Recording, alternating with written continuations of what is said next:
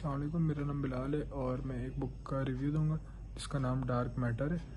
और dark matter black crouch ने लिखी है, जो कि एक साइंस फिक्शन बुक है। इस बुक का जो मेन कैरेक्टर है वो जेसन है। जेसन को शुरू से एक साइंटिस्ट बनने का शौक़ था, जो कि बाद में वो बन जाता है। तो जब वो साइंटिस्ट बनता है, फिर वो सोचता है कि मैं अपनी फैमिली को सही से टाइम नहीं दे पा रहा, तो फिर वो छोड़ के वो एक टीचर बन जाता है, फ़िज़िक्स टीचर। जब वो फ़िज़िक्स टीचर बनता है, फिर वो ये सोचता है कि मैं क्यों फैमिली को टाइम दे रहा हूँ। मैं अगर अपने काम को टाइम देता तो फिर मेरे पास बहुत सारी अचीवमेंट्स होती।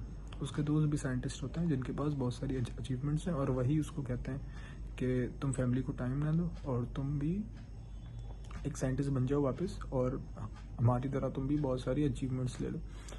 तो वो ये सोचता रहता है। फिर एक दिन वो एक दोस्त से मिलता है अपने। वो दोस्त भी साइंटिस्ट होता है ऑलरेडी, और वो उसको बता रहा होता है कि उसने साइंटिस्ट बन के क्या क्या हासिल कर लिया। वो सुन के उसको बहुत बुरा लगता है और वो सोचता है कि काश मैं एक फ़िज़िक्स टीचर ना बनता, मैं पहले की तरह ही रहता। जब वो वापस घर जा रहा होता है अपने दोस्त से मिलने के बाद, तो उसको कोई किडनैप कर लेता है।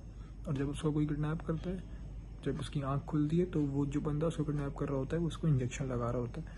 जब उसकी आँख खुलती है, वो देखता है कि वो एक किसी और डायमेंशन में। वो उठता है, वो चीज़ें एक्सप्लोर करता है। जब वो चीज़ें एक्सप्लोर करता है, उसको पता चलता है कि वो किसी और डायमेंशन में चला गया। उसको उस डायमेंशन में एक लड़की मिलती है, और वो जो लड़की होती है वो उसके साथ मिलके उस डायमेंशन को और एक्सप्लोर कर रहा होता है। अच्छा, जिस बंदे ने जेसन को किडनैप किया होता है, वो बंदा भी जेसन होता है। जो ओरिजिनल जेसन है उसको जेसन 1 कहते हैं, और जिस बंदे ने किडनैप किया होता है, जो फेक जेसन है, जो दूसरी डायमेंशन का जेसन है, उसको जेसन 2 कहते हैं।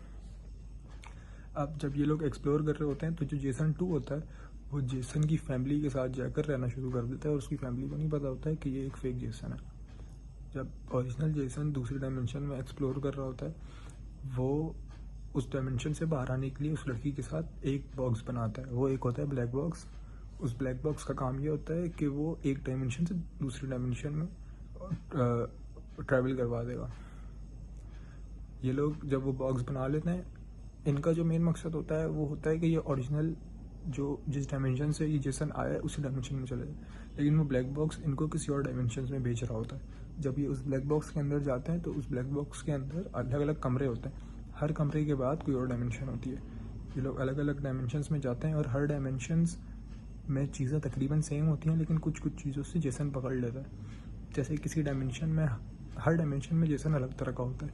किसी डायमेंशन में जेसन मर्डरर होगा, और किसी और डायमेंशन में जेसन बहुत अच्छा बंदा होगा। इस तरह हर डायमेंशन में कुछ ना कुछ चीज़ें चेंज होती हैं। तो ये लोग फिर बहुत कोशिश करके, ये लोग जब रियल डायमेंशन में आ जाते हैं उसी ब्लैक बॉक्स का यूज़ करके, तो जेसन देखता है कि जो जेसन 2 है, जो फेक जेसन है, वो इसकी फैमिली के साथ टाइम स्पेंड कर रहा है, और ये देख के उसको बहुत बुरा लगता है।